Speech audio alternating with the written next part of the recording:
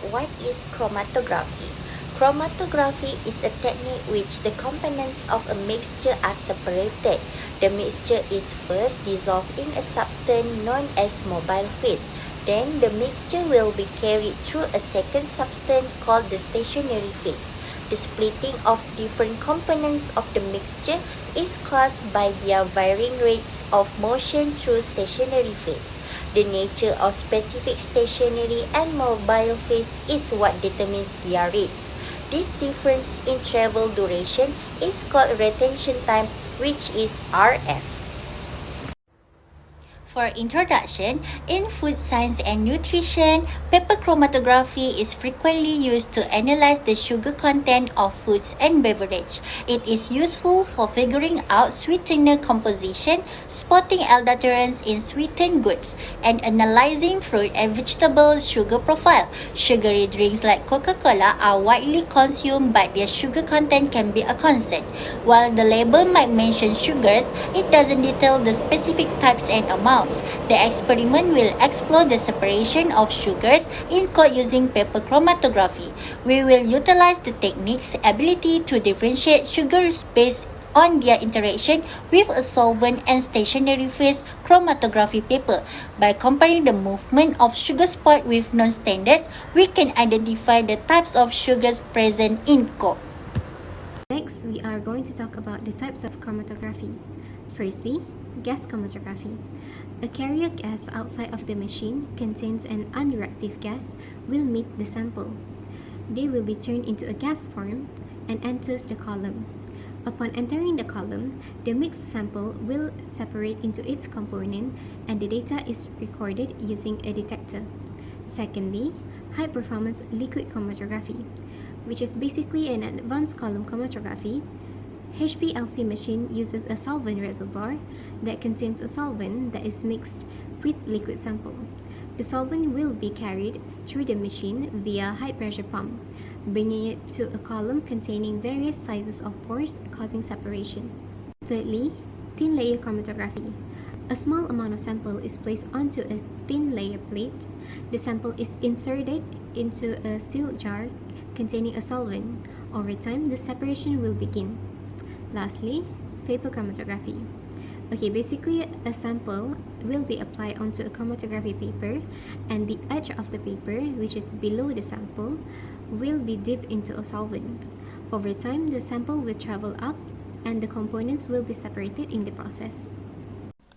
Next, I'm going to explain the theory of this experiment. Paper chromatography separates color compound using stationary and mobile phases. The mobile phase moves up the stationary phase through capillary action. This technique separates solids based on their polarity. In this experiment, we use Coca-Cola.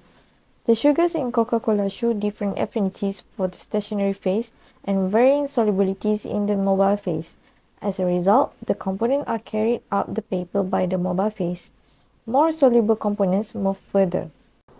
Each compound's polarity can be utilized for determining its affinity for the stationary phase and differences in solubility in the mobile phase. Highly polar compound don't dissolve well in the mobile phase and it has a strong affinity towards stationary phase, while low polar compound dissolve easily in the mobile phase and making it has no affinity towards stationary phase. We can use the RF value to determine a compound's polarity. An RF value close to 0 means the compound is polar and possesses a strong affinity with stationary phase. An RF value close to 1 means the compound is nonpolar and dissolves in the mobile phase. In this experiment, we use chromatography paper, pencil, ruler, capillary tube, graduated cylinder, and 1000 ml beaker for the apparatus. Then, for the chemical, we use Coke beverage and ethanol. For the methodology, first of all, we need to prepare the chromatography setup. Draw a parallel line 3 cm from the bottom edge of chromatography paper with a pencil. Mark a small X at the middle of the line. Next, preparing a developing solvent by measuring water and ethanol and mixing them in a beaker. Pour a small amount of it into a developing chamber and then close the chamber with a lid. For preparation for the coke sample, we need to dilute a small amount of coke with a distilled water to reduce the concentration of sugar. Apply the sample. Use a capillary tube to apply a small spot of the diluted coke solution onto the mark X of the chromatography paper. Allow the spot to dry completely. Next, develop the chromatogram. First, place the chromatography paper vertically into the developing chamber. Make sure that the paper does not touch the wall of the chamber and ensure that the level of the solvent is below the line drawn. Second, seal the chamber with a lid to allow the solvent vapor to saturate the air inside. As the solvent travels up the paper by capillary action, it will carry the different sugars in the coke sample with it. Observe and analyze. First, allow the solvent front to rise near the top of the paper. Take out the paper and mark the solvent front. Second, let the paper dry for 5 to 10 minutes. Draw the line for the marked solvent front. Next, use the suitable visualization techniques to identify the separated sugar. And lastly, identify and label the spots corresponding to the types of sugars in the coke sample. Moving on, example of results. The suitable visualization technique used is aniline phthalate spray. As you can see written in the table, the color produced in spot 2 and 3 are both purple, but in spot 1 it is non-applicable since it does not produce any color. Thus, we can identify the types of sugar for each spot, which are sucrose, glucose, and fructose. The distance traveled by each spot are 5.4, 6.5, and 7.0 respectively. Distance traveled by the solvent for all spots is 10.2. From here, we can find the RF value for each types of sugar. Using the formula RF value is equals to distance traveled by the components divided by distance traveled by the solvent, the RF value for each type of sugar can be determined. For sucrose, the RF value obtained is 0.53. Meanwhile, for glucose, its RF value is 0.64. And lastly, for fructose, the RF value is 0.69.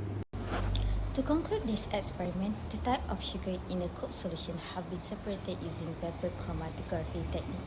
The type of sugar have also been determined by visualization technique and calculating their RF value.